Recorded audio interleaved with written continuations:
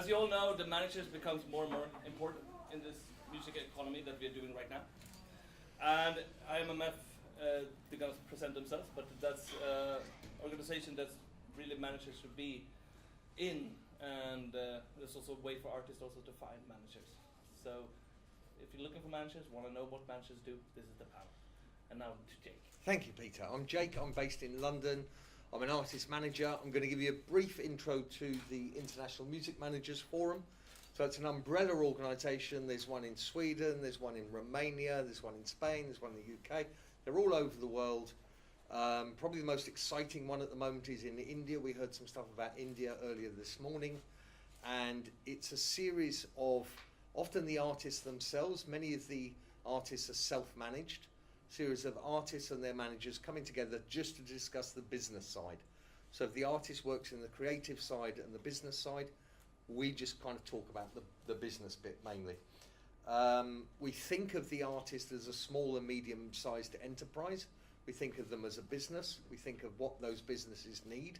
So we're not just talking about how do you get on the radio, we're also talking about what do you do for loans, what do you do for investment, what do you do for taxes and that side of stuff. The boring stuff as well as the cool stuff. I personally think that everything that an artist does on their business, they're operating in 4 areas of the music industry. They're operating in the recording area, the publishing area, who wrote the song, the Lennon and McCartney bit or the Benny and Bjorn bit, the live area and the brand area. Karina's a manager from Romania. She's an expert in everything, but one of the things I particularly like learning from her about is the brand stuff, which increasingly has become important as a way for artists to monetize what they do. If the old business model was a record label would write you a check and then help you to develop your career, now more and more the artists should see themselves as a brand.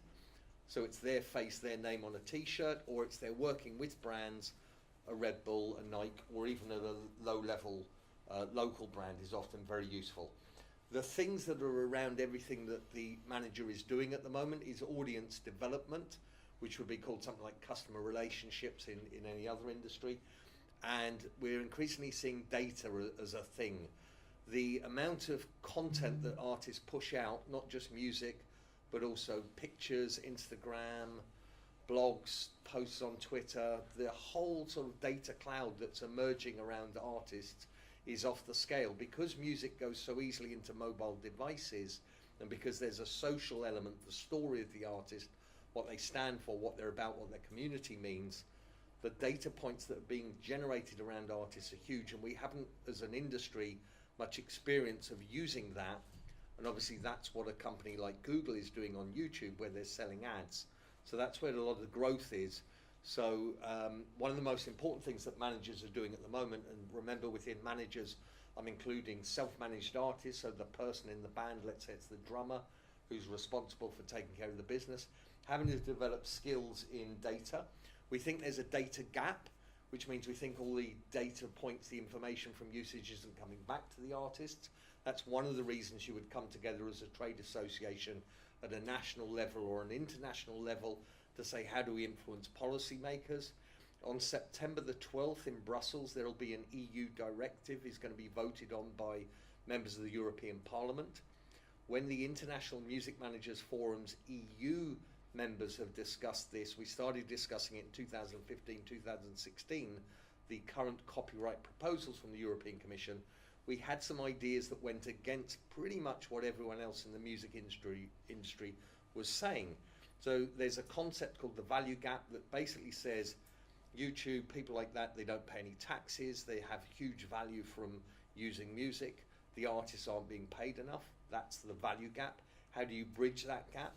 This piece of legislation that's coming is very contentious, and what's happened in the last week, as well as big artists like Paul McCartney saying they'd like the legislation to come in, the position that a lot of grassroots managers, artists and entrepreneurs across the EU have been saying is like, maybe it's dangerous, maybe it starts to make it harder for artists to get out, is coming to a point, and more people are starting to say, hang on a minute, maybe we need to take a pause on this legislation. I don't want to go into that too far in here, but it's to flag up that it's really important that the artists and their business representatives are involved, are organised as trade associations, so they can get to Brussels, they can influence policy, which is always designed in their name. The International Music Managers Forum and its member organisations in various countries have 4 sort of mission statements. Education and training, which is what these guys are going to throw out at you today. Access to finance, how do artists, instead of just, I've got to get a record deal, how do they go and fund themselves? Patreon, the tipping economy is starting to come, digital tips like busking in a station, going online, that's developing, crowdfunding, all sorts of ways forward, but bank loans, how do we treat, if we're thinking of ourselves as small, medium enterprises, how do we start being treated as businesses? Fairness and transparency, accounting, making sure that everything's clear to the artists. I said there were 4, that's 3. The 4th one is plurality and diversity, really essential. A lot of the music industry has been very London-centric, Stockholm-centric, New York-centric. Really important that we bring in places like Bucharest to have an opinion, Madrid, start to get a much more global view. What's happening in Indonesia is a massive market, huge populations. All around the world, Mexico, it's exploding. So how do we make a level playing field for the artists? It's very cold out there as a artist manager. So the main reason to come together is community and sharing information. That's why we're called a forum, because we're a discussion group. The main job, I think, from a manager's perspective is why, of an artist's perspective, why do you want a manager? Is you want someone with a plan, someone who can confidently say to you, we're going to do this and it's going to work. Because it's very hard, it's so risky as you start to publish your music, as you put your stuff out there. Will people like it, won't they like it? You need a plan. That slide sort of sums up management for me. Is like you're really trying to curate something in running and figure out what's happening, where you're going. Experimentation. These guys are always trying to figure out new ways forward, stay ahead of the competition. I think that the artists are the iceberg, the artist business, that they're the piece that's often not represented, not loudly. I had a conversation this morning here about hip-hop is like really underrepresented in most of the conversations about how the industry runs. But if you look at the innovation in the business models and where the market is, it's in hip-hop, it's in the artists. That's just a recap of those business areas. I'll leave that up while we talk. There's a really good publication called Music Ally that's quite expensive to subscribe to.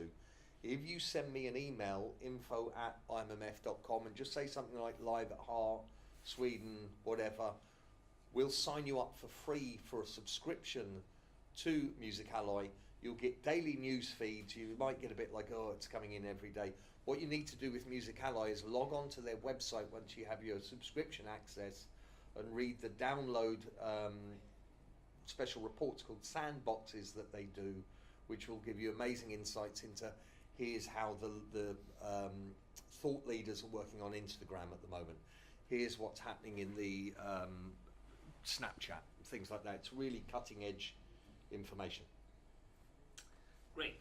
So now you know everything. So we can go home. No, we have, of course, we have gathered here. There's a lot of managers on Live at Heart. Probably someone in the room and stuff like that as well. But we gathered these three to have like a cut of the European market at least. So Karina is managing a band called Vama. Several more things she's doing. She's doing a lot of things. I can't do her whole bio. Yeah. It's going to be quite long. Same with Among, who's doing LAX, who also plays on the festival. It's too long. I won't tell the whole story. Takes all night. And it's also great. They're also having free bands, I think. Free playing, and they're all hidden in this room. Oh, they are. Brighton with beer. Yeah. Well, they're always good to bribe your managers with beer. First rule. No, so actually what I want to bring up is how you feeling is the manager's role, really? And is this new? How is it right now? I mean, it's more important than ever. Before, manager was just a shady guy with a cowboy hat, with cowboy boots that came in sometimes. Hey, here's some money, and then he left off. Did that last week. Yeah. So, Karina, how's your work as a manager? Well, as I see it, I feel like the artist is the business, because we're talking about music business, and I feel like my role is as a CEO, so I kind of have to handle everything around the artist's business and some part of the music side. That's kind of how, and I kind of struggle with it sometimes, because I feel like I have to understand every single aspect of the music industry. I mean, okay, it's when you talk about management, but you also have to understand publishing, you have to understand booking, how it works, you have to understand the branding, social media, kind of everything, and sometimes it's a little daunting. So how many people are you, more than you, working as in your management office, or is it just you? no, it's me, and I have somebody handling logistics. Okay. Amon, how's your firm? It's just me, It's just you. and I work from my bedroom. It's going well. No, but it's I feel like I see more romantic view, whereas like Elle's the artist, she has a dream. What can I do to facilitate it, right? And you know, it'll go through decisions like, what do you want this show to be like? And sometimes she'll go, I want a DJ that has a massive cat head, right? And I will go, I think I can make that happen, you know. And you try and figure out a way to make that happen. And we did. We now got a fictitious DJ called Pussy LeRae, right? But I think also, but when it comes to like the business side of it, you know, I'm a member of IMMF, and I still go to the publishing seminars. You know, I've got a degree in music business, and I still go to the publishing ones, because publishing is like a whole new world. It's a whole different world. And even though you have a publisher, you have an agent, you need to then know that they're doing their job correctly. So I'm not saying that they're bad, it's just you want to make sure they're getting the best deal for the artist. So you want to do everything that protects her, because at the end of the day, your money's coming from her. So you need her to make the most money, so you can get a little bit of a cut, but also be on that spiraling journey upwards. So I see it. You work from Spain. Yes, I work from Spain, and we're currently working with 8 artists, and I sort of share the more romantic view behind the management. I think it's sort of just having those goosebumps when you listen to somebody and saying, oh, I really want to work with you and help you get that little bit further.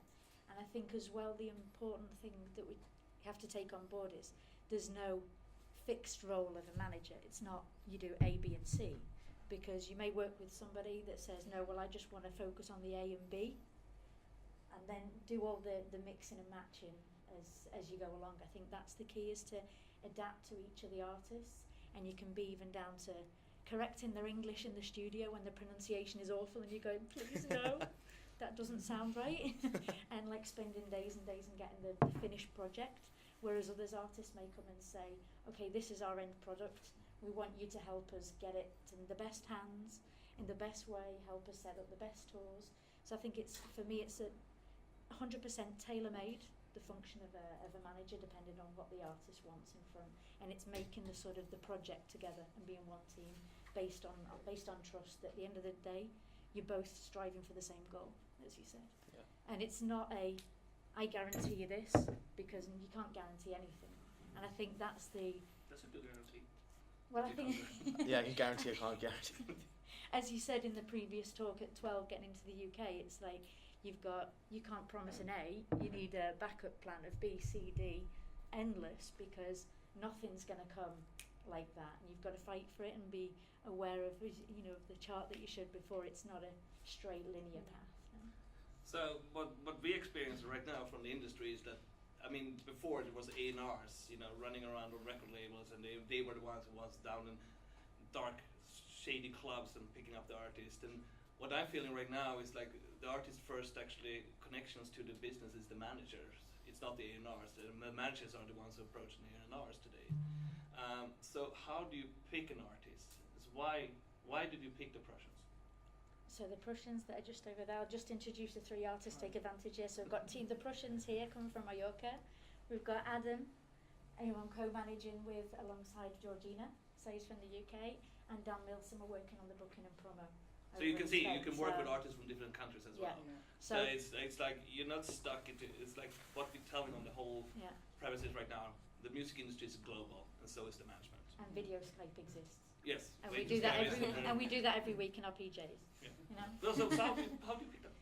So it's all different. I think it's just the goosebumps of when you listen to somebody for the first Yeah, time. where do you find them? Well, I'm actually really lucky because I'm running Balcony TV Madrid in Spain, and that was sort of my door into this amazing musical adventure, so to speak. And it was actually listening to artists and just falling in love with what they do and going, I really want to help you. So it started from a simple interest in how can I accompany you and learn a maximum of information in a short amount of time with lots of different contacts of acquiring over the years after the 13 years of working in marketing and strategy. So I'd say, I remember I discovered the Prussians when I got invited to see another concert, and they were actually playing with that band, and I'd never heard of them before. And the other band I didn't like, and I thought, well, I'll stay for one song, and that was May last year. And I was very fortunate that when Don, the singer, he sent the new material to me this year because we've maintained contact, because I think that's also part of what we were saying in previous talks as well, the networking and creating that link and making sure you maintain that relationship both from a manager side or from an artist side is important to find opportunities. So hearing one of the tracks that we performed today, Just Fell in Love, and so that's how the journey started. So it became seeing them in a concert, sending you a really well presented email. That's also something I think people take for granted. The amount of emails that you can get and say, hey, I'm looking for a manager, here's my website, when can we talk? And you just go, Good luck with that. Yeah, that's good luck with that, you know? Yes. There's got to be a reason why, or there's got to be some sort of pitch, or they've got to know about the branding, as you were saying. I think that is the fundamental for anybody that comes to me directly through an email, has to have created a good story to get me to remember that person, you know? So, yeah, how did you meet Alex, and what was the most challenging to get her signed to you? Why do you think she's signed? Yeah. She's not here, so now Yeah, you I can can tell you because I have a lot of the money. No, I'm joking. So I met Elle by accident actually. So I was running a gig at Metropolis Studios in London, so the second largest mastering studio in Europe, and doing a showcase to all the new mastering engineers about all the new work that they'll be working with that come through me. And we had a band cancel because their grandmother passed away that morning. And I'm like, crap, I need a fourth band. And then they recommended Elle. But she didn't have enough time to get her band together, so she just did it on the piano. And then she was playing, and it was great. It was mesmerizing. She's fantastic. For those of you who've seen her, you know, she's captivating. But the fire alarm went off, and like no one was moving, and she was like, do I stop? You know, do it. And then people were like, just keep going, and like we played for it. The firefighters came in like, why aren't you guys leaving? We're like, she's really good, really good. But I didn't actually work with her from then. At that time, I was working for a rock management company, and I tried to get them to sign her, but they didn't. They said she was too pop. And then she went to LA for a little bit. She wrote loads of songs. She started asking for help, how to promote stuff, and I've always like watched her. I booked her on a couple festivals, and I started managing her without the current managing company knowing, which was a bit of a naughty move. And they wanted her to sign a contract. I told her not to sign a contract because I was setting up my own firm. Because we released a single which just literally was lifted off. Like we got invited to CMW, South by Southwest, Great Escape, all in the same time for that one single. And I broke up with the management company over the phone, with text message, and started my company and then signed her. That was it. So you did the company because of an artist. Yeah, ditched everything. And one thing to learn, that's actually very, very common. It's very common that it is that way. So how do you find Vama? My story is a little bit different. It always is, and that's the good part. Yeah, well, I could say that Vama found me somehow because they've been around for a few years. They had their ups and downs. We got to work together. I was kind of a PR, social media handling for them. And at some point, I realized that actually what I was doing was managing. I started as a PR for the band, and at some point I realized that the way we were working was actually managing. In Romania, we don't have a lot of know-how, or at least I could say that we didn't had that much know-how about the music industry. Managers are also booking agents, labels are also publishers. I mean, things are not very straightened. We're trying to change a little bit these things with a music business conference we are doing in Bucharest. But what I mean is that when I started, I didn't know anything about managing, booking, about how the music industry works. And at some point I started reading all these biographies about other managers, the manager of the Beatles, the Rolling Stones, and then I realized that I'm kind of doing the same thing for VAMA. So it was kind of different. But 2 years ago I started, I signed 2 other artists, young artists, whom I discovered through The Voice of Romania. And I was that naive, thinking that The Voice is the only thing that matters.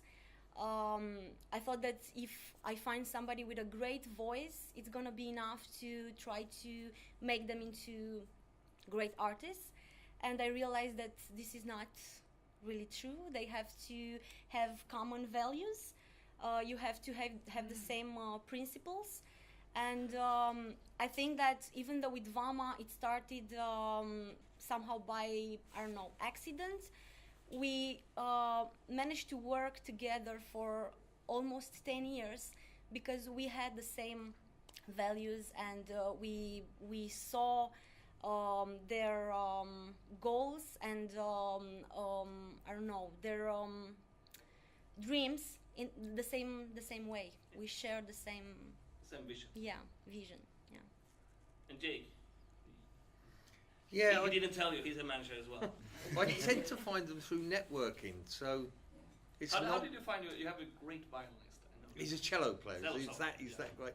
That was through networking. It was through other professionals saying that guy, he was working in core classical music and he didn't quite fit, and he wanted someone who could help him to think of ways to market that weren't used in the classical market. So I was doing mainly rock and pop stuff. So it's networking, and I think that's a skill that we all try and hone and develop. I'd love to have that moment where I saw an artist on stage and was blown away. But Karina's point is my biggest lesson with all the artists I've found, is when someone says, oh, Jake should work with you, you guys should work together or whatever, start working with them, because I think, wow, this is amazing. And when you first speak to an artist and you say, are you hungry, do you want this? They are always without fail offended. How dare you? I'm an artist, this is my dream, this is my life. But it's only after you put in 18 months of you not having an income, a salary, you spending all the time on the phone, you hustling people, chasing, and them not doing what they've agreed to do, that you sort of think, nah, maybe they're not as hungry as I am. And it's interesting with the legendary artists are always where great talent has come together with massive hunger. Yeah. So the managers, yeah, it's the networking, it's the role. Let's go back to the self-managed artist then. Because most of the artists is doing the self-management in the beginning. And the tricky part is usually that they're doing quite much, and then they hire a manager and they feel like, that manager doesn't do as much as I do. That's the normal. What's your trick to trying to compensate that, or trying to explain that? Honestly, I believe that artists should self-manage themselves even when they're starting to grow, and even if they have a manager. I think that too many artists, and usually the emerging ones, believe that if they got signed by a manager, their job is done. Now the manager is gonna do the work. It's not like this. You have to, as Jake was pointing out, you have to want it more than your manager. I mean, yeah, I think you should keep managing yourself. And Tudor, the lead singer of VAMA, the band I'm managing, he's very involved in his career, in the band's career. I don't make decisions without talking to the band. The important decisions had to be kind of approved by the band, and they won't make decisions without consulting me. But they are there. They are present in their careers. It's not only about getting up on the stage or in the studio. I mean, they have to be focused on every aspect and to understand. That's also very important. I totally agree with that point, because there are so many artists that just expect you to do everything for them, and they just say, we'll give you the music, job done. You know, they don't even want to manage their own social media, their own brand, and you've really, really got to push it. So there has to be that same level of passion and interest. If not, the project and the relationship won't end. I mean, I had an example when after 6 months, we were just on 2 different paths with an artist. So it's better to, cut your ties and say, look, we don't see we don't see the same path. So I think it's, move on, learn from it, because I think it's always important as well, because you're at the end of the day, you're learning from every artist, doing different things, and I think there's some ideas you can take from others and transfer onto other bands. So I think there's so many opportunities out there, and the importance as well of having at least one representative. We are talking about a band structure. I think it's important that there is always one band manager within that band as well to create that relationship. So, Sorry, we got that. Sorry. I just want to add something to it. It's really simple. If you think about it, the manager makes 20%. The artist makes 80%. So it makes no sense if the manager works harder than the actual artist. That's what I always say. I'm like, how is it possible that I work 80%, but I only make 20%? That makes me a bad business person. So I need you to go and step up to the plate. So you actually do most of the work, because it's actually your career. And so if they don't understand it, that's what I always say. 80% goes to you. So why would I do more of the work than you are? It's your career. Honestly, if you haven't met Henka, she's one of the most experienced managers in the urban scene in Europe. So I can be very direct. Very direct. So I just communicate very openly. This is what I do. This is what I need you to do. And like you guys are saying, if that's not what you're doing, I can't do my job either. I think it makes total sense, and I'm agreeing with you, but I also think it's hard to do both when you also have to focus on developing your musical skills, because I'm an artist myself, and I play the piano and I sing, and just those 2 things take so much time to develop and to keep up to you, so that you can be a good performer live and all those things. But I don't think but she's. the I'm sorry. But the part that I'm talking about, the 80%, is that part. Yeah. It's the part of not only creating the music, but also posting on Instagram. I've had discussions, endless discussions with artists saying, well, you can create 1 Instagram post a day to keep your fans, attracted to your Instagram page. And it's like, but I don't know what to post. Well, you're the creative. That part you can figure out. It's been to a point where I have the logins and I go, okay, this is what we're doing. We're setting up one day, we take 100 pictures, and in different settings, you're going to bring all these outfits, we're going to act like, this is other days. And then every day I go, okay, picture number 2. Can you post picture number 2? These are, and that's too much. Because in the end of the day, it's your clothing, it's your experiences, and we, as fans, we want to know what you're doing day to day. Yeah, you want it to be personal as well. If you're an artist, you're the one who's supposed to have like your expression and who you are, show who you are. Because otherwise, or I will answer the direct messages, and I'm like, I don't even know, are you using these words? Yeah. Like, I'm 42, so Yeah, I probably don't. okay. That's what we're talking about. It's that interaction, that the real interaction from the artist to the fans, that as a manager, you don't want to be in between that, because it makes it fake. And especially in the urban world, we need you to be authentic. So if I'm answering your messages, like, and it got weird too, because there's messages where it's like, oh, you're so attractive. Okay, thank you. So that's the 80% that we're talking about. These themes that we're touching on is the 80%, the 20% of what is the artist getting in return, and increasingly the artist is making a bigger financial investment than they used to, because they're having to build their career to a higher level on platforms like YouTube before money comes in. Competition has grown. in India, one of the biggest rappers is very overt about this, very upfront in public about it. He's not paying his manager 20%. They're in a 50-50 deal. However, that manager has taken on the role of the publisher, the record company, etc., etc. So the artist is getting 50% of the whole thing, rather than money comes through and then at the end, what's left, the artist and the manager split it 80-20.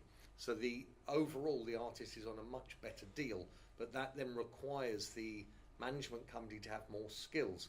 So this thing of finding a local manager or developing someone who's got other skills, maybe they're in marketing, building a team around you as an artist, or going to a big management firm or looking overseas. In Sweden, I know not everyone in the room's from Sweden, but in Sweden there's obviously a very strong history of the music industry, a very developed scene here. But I would urge you guys to always try and find somebody local to you who's passionate about you, who's going to grow and develop with you. And if you think they need more skills, if you think you need a bigger manager, try and ask whoever's working with you for them to find someone that they can partner with, rather than you leaving them and moving on, because you'll struggle to find the passion and engagement that those initial people have for you. So, how do you want to be approached? You were talking a little bit about it, like what would you be your dream scenario if someone approached you to be your manager? I think there's obviously different ways. I think if it comes through in an email, it's for that person to know what their project is, how they define it. So if we're talking about a product, because at the end of the day we were speaking about that before, and it's, I know who I am and I want you to know who I am. And I want to tell the story how I want you to tell it to other people. Because at the end of the day, if you don't know how to sell yourself or pitch, or you don't have the right photos, the right EPK, website, all the materials, everything well done, then how are you expected to first of all be seduced by that, and then want to work with them? I think it's just that it has to be professional for me. There is a professional and a romantic pitch to it, obviously, because one thing can be a well-written and structured mail, but if you click in the link to watch the video, then that's already job one, number done. And then you listen to the video. I remember in the case with Adam, when it was basically programming for Booking TV, for Balcony TV, and the email that Georgina sent, I was like, BBC introducing artists. There's key buzzwords, I think, as well, that need to be in there that attract certain attention. Watched Adam's video, and it's still my favourite song of his today. I'm in for that. That's actually a quite interesting thing. So you teamed up here. Yeah, so we teamed up. We're a three. So GG. Just with the one artist? Sorry, that's just in that artist. Yes. And with Dan, for example, we're just not on a management level. It's just promo and booking. Yeah.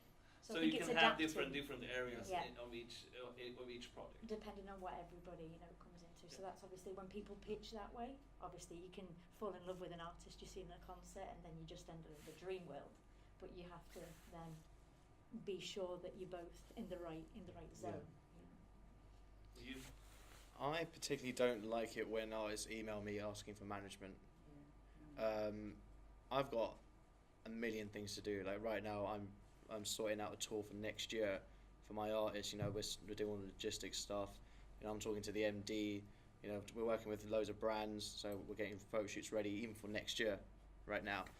And it's really hard when you can tell it's a copy and paste email. Because in Google it's really cool. Copy and paste, it actually changes color. So when I receive a copy and paste, it's purple, right? So it doesn't make it feel personal. What I do like is how you found artists through another friend or someone in the industry, because you can trust certain people's ears, right? So when I book people for gigs and stuff like that, I'm like, all right, I know he's got a good ear. I'll book him. I don't even have to see you. It's going to be good, right? You trust some people, right? But the best thing you could do is just be a friend. Like, I rarely talk business at a conference. Like, the only time I'm talking business right now is actually on the panel. Most of the time, I'm making relationships, making friends, and then like over email or a phone call, or we go out for a lunch and a beer in the Thames. Then we talk business. It's all about making friends and getting those relationships first. and like I've got some pretty big relationships, and I didn't even realize that they work for massive companies. We just had a beer. I think that's the best way. Corinne, how do you like? If you have the dream pitch to I don't think I have a dream about being pitched by an artist, but I do agree with both of you. I think it's the chances for an artist to get signed not only by a manager, when the manager, the label, the publisher founds the artists, the artists are higher than when the professional is being pitched by the artist. But I don't mind receiving an email if it's not a copy paste, if it's professional, if you know your story, as you were saying, and more than your story, you should know your vision. You should know where do you want to get. You should know how do you want to get there. You might not be right, or you might I don't know, not be very experienced. We can work it out, but you should already, and the vision should not be I want to be successful. I mean, it should be more concrete. You should I don't know that what are your strengths, what are your weaknesses, in order to pitch them to me, and in order for me to know what I should expect from you. So I don't have a dream. Either way, it works, but it has to be professional. And of course, I have to like the music. Of course. Yeah. Is there managers actually hating their artists? I hope not. It happens, but the relationship is very short. Then, because if you don't like each other, it's a rough road. Yeah. I Yes. would struggle, I think this is going to sound ridiculous, but if there was a really big successful artist and they were doing quite boring work, I don't think I'd be able to. Yeah, no. It has to be some. Yeah. How can you have ideas to move it forward if Yeah. you Yeah. don't Yeah. like? Connect Yeah. on some level. That's it. You need to make that. That's Fit. such a weird thing. That I know that with all managers, and you're nodding as well, that we're not really in this for. Although we're here for the business side, there's some weird rock and roll thing in there or something that we're trying to get hold of as well. Yes. So we're gonna leave it there in the mythical world. And if there's any questions, you can take it now, like anyone. Now stop. They didn't know everything about management now. But the thing is that if you're a manager inside this room or in artist self-management, yeah, try to join the IMMF. And we are trying right now, if you're from Sweden, especially because we are trying to gather forces inside Sweden to getting more managers inside from this area and trying to doing things. So that's why we had this panel actually. They have a question. Yeah, I'd like to know, can a manager actually have two, can an artist actually have two managers in different countries? Yeah. Yeah, yes, Yeah, yes. yeah. What Yeah. are the risks of having that? Like, how can it be done in a way that it doesn't collide? You actually should ask Yohio, because he's here with his Swedish manager or the managers for Europe and his Japanese manager. So he has two managers on the ground right now. And that's because, the one manager is taking care of the Asia market and the other one is taking care of the European market. And of course you can have that. I mean, that's also like you have That's several, exactly how we're several working. people. Yeah. And that's also why you should not leave your old manager and jump onto the next one, because that can lead that you ruin other relationships. But it's rather that you're teaming up with them, because of course you trust your small manager that you started with, but you need maybe a bigger one because you're going. That's what's happened to New Zealand artist Lord. Yeah. Like the manager was too small for her and needed a bigger one, but she switched in that case. But also, It it's is to also. define sorry. roles. Sorry. No, go on, go on. Yeah. No, it was just basic to answer your question as well. I think it's also defining who does what. That's the key to it all. It's saying and making those lines really clear to avoid any miscommunication, misrepresentation, etc. It's to sort of say, this is what we're taking care of, this is what person B is taking care of, and being 100% respectful in that relationship. So once the project is created together, it's okay. Everyone get on with what we've got to do. You know? How do normally with two managers? How do you share the the fees? Yeah. What is the percentage? You get your lawyers It's involved. different. That's- Now we take 40. No, it was literally, you just get your lawyers to sort it out. Like, you talk to your lawyer saying, all right, what do you think I should do? And get a lawyer. Everyone get a lawyer, right? I can't, like, I even have an immigration lawyer, because being brown and going to the States is actually quite a hard thing. Like, I've been questioned. New York, every time I go there, I get taken away and I get questioned, right? And I literally, my lawyer is the one that picks me up, because he knows something might happen.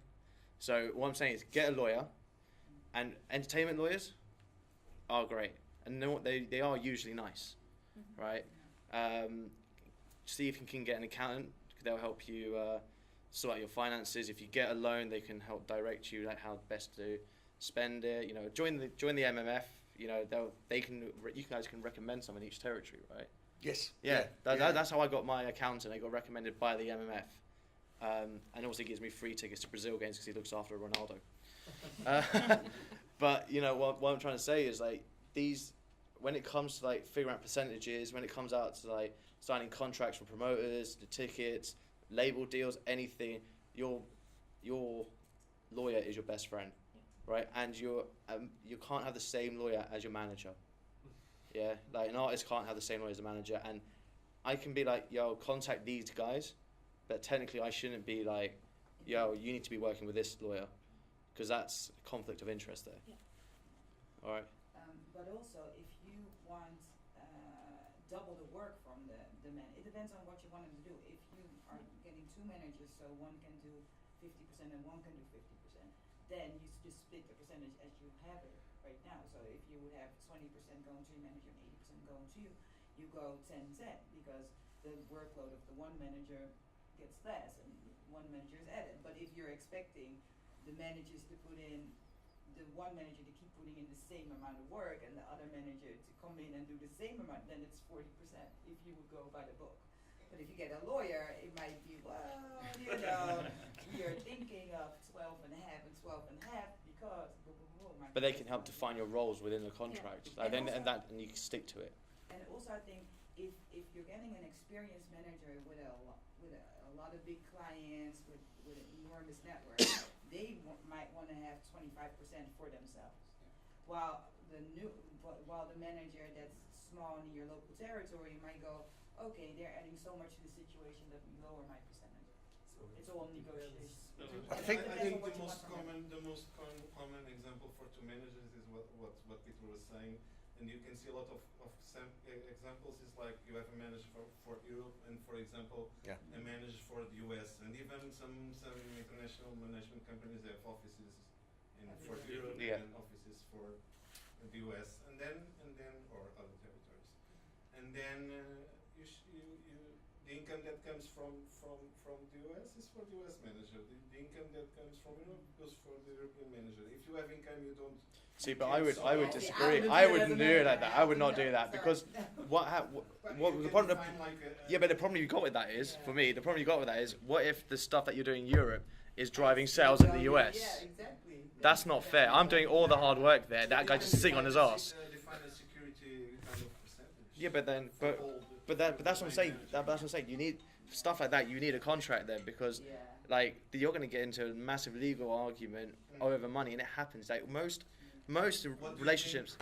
And because of money. Would be like, would you get like an X percentage for security for being I can't say. It all depends on the artist. It all depends on who I'm managing with. There was business model a of the very company. successful British manager who sadly died, called Jazz Summers, who sort of developed Wham, developed Snow Patrol, Verve, probably the greatest British manager ever. He would always face this thing that he'd incubate and develop a band in London, and then they'd start to get interest from the States. And the lawyer would always come in and say, you guys are hot, I can get you American management. And Jazz would always push back on it. And he was always right. And particularly with Wham, that the Americans who wanted to be involved didn't get it, and he got it. He got it because he'd been with George Michael from the start, and as before Jazz was famous, before George was famous. And so when he eventually did break them in the States at a ridiculously huge scale, it was done from a vision that was set with the original manager. So I do think this point that you're making about keeping a percentage globally, I think it's become accentuated with digital, because you're really setting, exactly as you said, you're setting the product, the content, the brand globally, because it's digital. And then it is appropriate to grab people for specific functions in local areas, but increasingly the devolved relationships between sync agents and people who can do specialist things. What I'm trying to say is the market's changed from when it used to be standard that you needed a manager in every other territory. I would say with someone like Japan, that's so uniquely different from North America, Western Europe's experience, that I would be happy with a different manager there. But I wouldn't be convinced that I needed local managers everywhere just because the market was big or something. And also, as you said, the manager, the man has a manager, and then he got another extra help from a different manager, but the main manager is still working, co-working. Directing. Yeah. So You're usually the closest one to The artist. CEO was Karina put it.